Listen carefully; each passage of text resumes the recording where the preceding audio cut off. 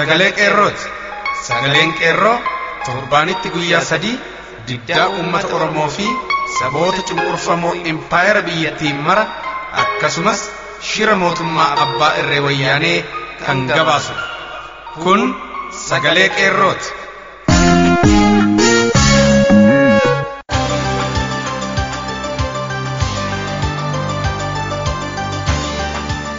Amsa bara 2015 akkam jiru dhaggeeffattoota keenya. Qophiin keenya eegalee jira. Qophiin keenya akkuma barameen oduu eegala. Jaallee urjii sabaatu harkaa qaba.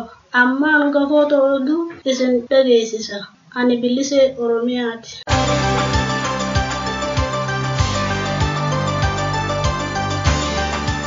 Duulli hidhaa jabaachuudhaan itti fufe. Fincilli diddaa gabrummaa Oromiyaa keessatti jabaachaa dhufe diddaan waraana keessaa tasgabbii hin arganne. Uummatni Oromoo filannoo kijibaatti hin hirmaannu jechuun diddaa dhageessise. Balbal oduuf urjii sabaa.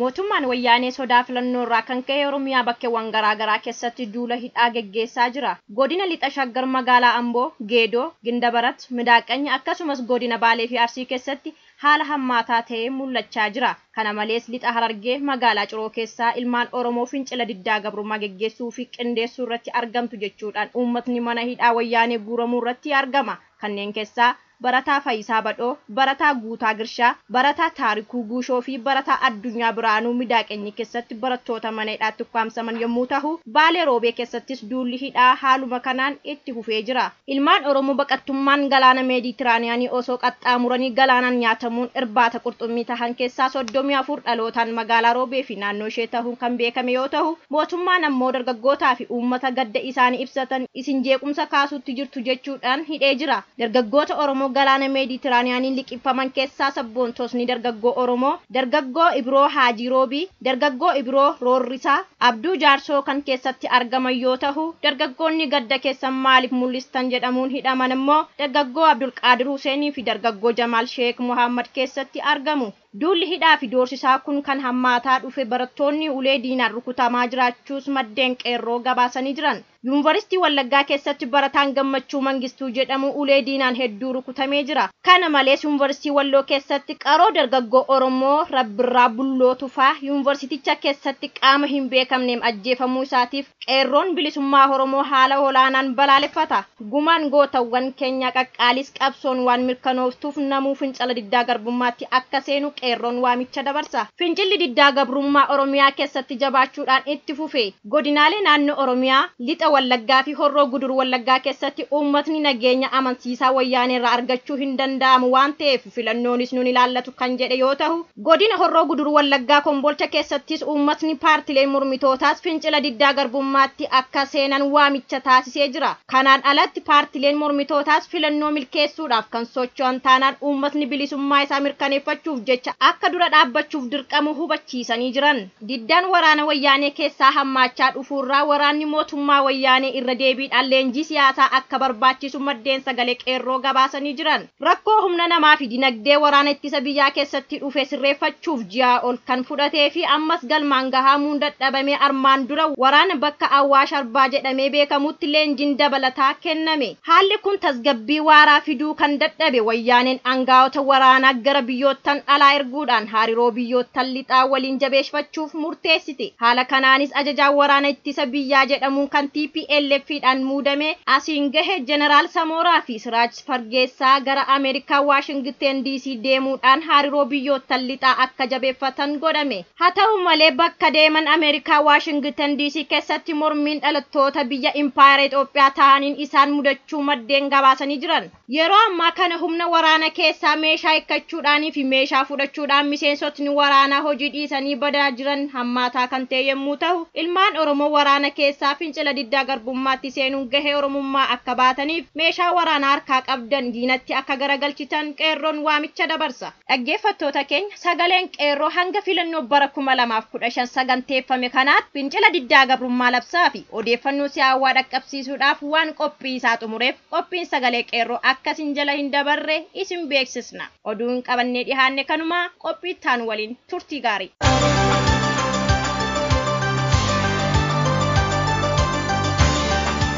Saba diigamu qofa osoo hin taane diiguus barachuu qabna.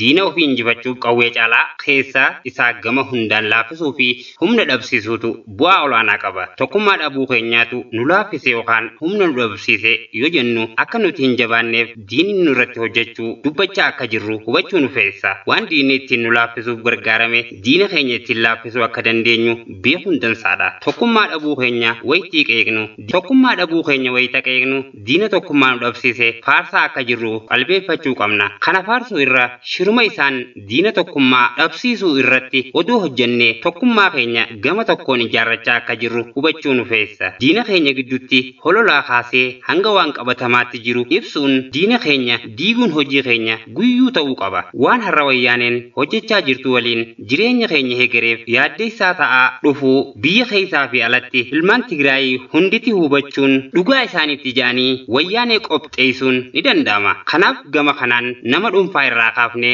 irratti haa hojjennu. Diina fagootti balaaleffachuu qofa otoo hin taane dantaa keenyaaf jennee itti hiinee miila jalaa fuudhuu fi waan inni deemuuf gufachiisuun bu'aa ni qabaata. Gama biraan diina keenya isaan gafaa qopheessinee humna uummattoota biraa irratti kaasuun nuuf bu'aa qaba. Wayyaaneen amma biyyattii Itoophiyaa jedhamtu kana diiguuf halkanii fi guyyaa hojjetaa jiru ABO yookaan uummata Oromooti jettee humna horachuuf akka hojjechaa jirtu beekamaadha. Saboonni ofitti qabuuf yaaltummoo isaanuu bilisummaa uummata isaanii kanneen barbaadanidha. Garuu shira wayyaaneen jaamanii sagalee wayyaaneef ta'aa jiran gama kamiinuu adeemsa kana garagalchuun barbaachisaadha. Addatti uummattoonni bilisummaa barbaadan hedduu ta'uu isaanii mirkaneessuuf uummattoota kana of cinaa hiriirsuun barbaachisaadha. Bilisummaa sabootaa falmuun inuma jira. Amma garuu dantaa keenyaaf jennee waan goonu waan ta'eef adeemsa keenya keessa keenyatti qabannee sagalee isaanii akka dhagahamuuf hojjechuun barbaachisaadha. Mirga uummattoota cunqurfamuuf dubbachuun ifatti ba'ee mul'ate saboonni akka nu amanan yookaan shakkii wayyaaneen keessa irraa bilisoomsuun dirqama keenya. Kana gochuuf akka nama dhuunfaatti akka gurmuutti akka dhaabaatti fi kan kana fakkaatan irratti hojjechuun murteessaadha. Shari'ummaa dantaa keenyaaf tolu irratti uummattoonni saboota biraa of cinaa dhaabnee gaaffiin bilisummaa saboota biyyattii keessatti jabaachaa dhufuu agarsiisuun barbaachisaadha. Horaa bulaa barruu jiituu lammii ture. Qopheessaan qophii addaa Ana Gaaddisaa Daawudeet. Saba diigamu qofa osoo hin taane diiguus barachuu qabna.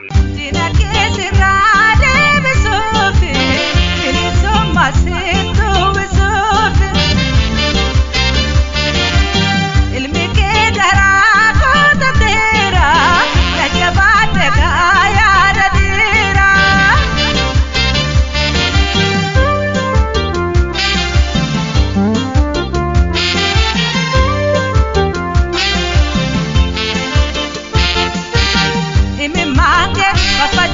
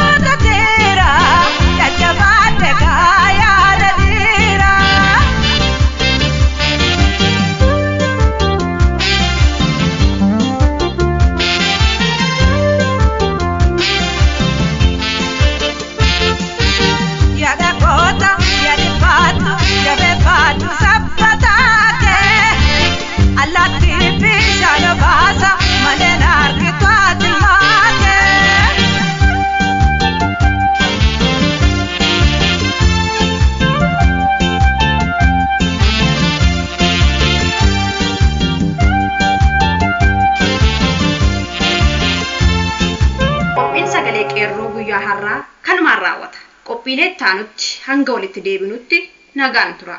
Injifannoo uummata Oromoof gadaan gadaa bilisummaati.